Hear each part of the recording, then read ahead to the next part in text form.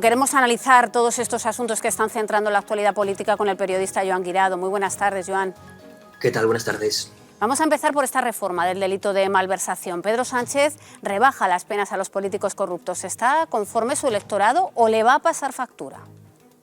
Sin duda le va a pasar factura. De hecho, en el Partido Socialista hay mucho enfado con la posición del presidente del gobierno, porque ha sido su propio equipo quien ha negociado esto de espaldas al partido, incluso de espaldas a los ministros de Justicia y Presidencia y Relaciones con las Cortes, que son los que normalmente se encargan de negociar este tipo de medidas con la oposición, con los socios.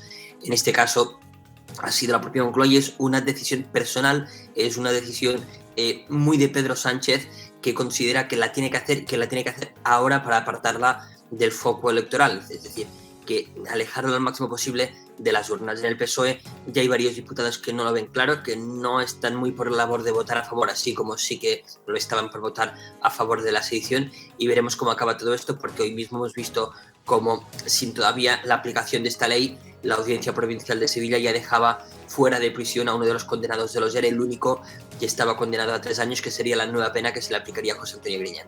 Y además, Santiago Abascal ha abierto la puerta a una posible moción de censura, pero mientras el gobierno rebaja las penas de corrupción, algo que, como nos cuentas, Joan, ya está teniendo efectos, por ejemplo, en el caso de los ERE, el Tribunal de Cuentas encara los primeros juicios contra el sindicato UGT por el saqueo de 10 millones en el marco de este mismo caso de corrupción. Los ERE de Andalucía, ¿qué va a pasar?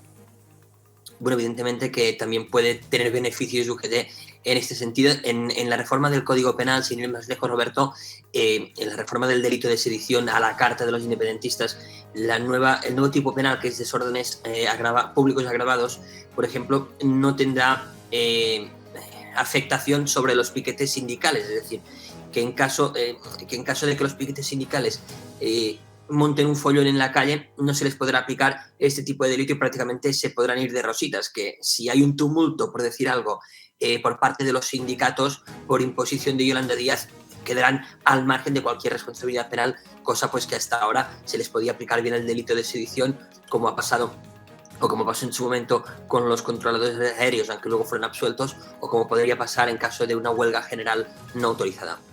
Joan, hoy hemos conocido también que con el objetivo de forzar una mayoría progresista en el Tribunal Constitucional, el Gobierno va a modificar la ley. ¿Cómo ha sentado esto entre los magistrados?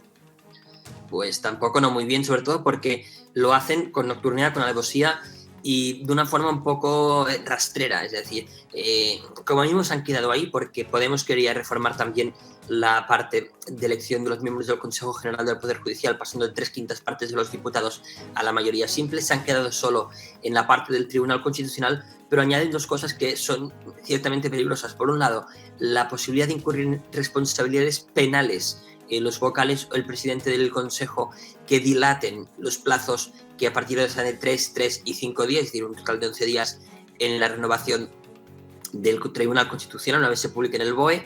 Y luego también se elimina la verificación que hasta ahora hacía siempre la mayoría el Pleno del Tribunal Constitucional para decidir si eran idóneos o no los candidatos que proponían los diferentes estamentos. De esta forma, pues Campo y Lauro Díez no tendrán que pasar ese control, y lo que hace eso es abrir la puerta a una politización todavía mayor del Tribunal Constitucional. En todo caso, en el tema de las responsabilidades penales tiene otra cosa peligrosa, que es que la mayoría progresista jugará con sus tiempos, tendrá ya sus candidatos y cuando decida convocar el pleno, pues dejará prácticamente a los conservadores sin juego, sin margen para poder presentar a sus candidatos, y ahí es donde entraría esas responsabilidades penales, porque en caso de querer pedir una prórroga o de querer defender sus derechos, pues podrían estar incurriendo en responsabilidades penales.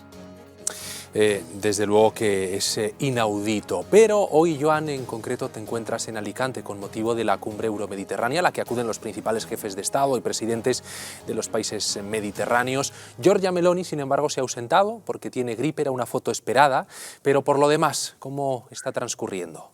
Brevemente. Sí, era una reunión que se esperaba desde hace un mes prácticamente, la primera reunión entre el presidente del gobierno y Giorgia Meloni. Está enferma en Italia, Pedro Sánchez ha hablado con ella por teléfono. El resto es de una cumbre muy tranquila, de una cumbre en la que normalmente no pasa nada, acabará tarde, pero normalmente no pasa nada. Esta mañana ha habido reunión entre los presidentes Sánchez, Emmanuel Macron y Antonio Costa para avanzar en la en la interconexión gasística desde el norte de África hacia Europa, pasando por Barcelona y pasando por Francia, las cosas avanzan, pero volvemos a estar en la misma tesitura de hace un mes, que España prácticamente no se lleva ningún beneficio, que quien se beneficia de todo esto es Francia. Ese es el titular, una cumbre de la que no sacamos nada. Joan Guirado, gracias por acompañarnos. Gracias. Un saludo.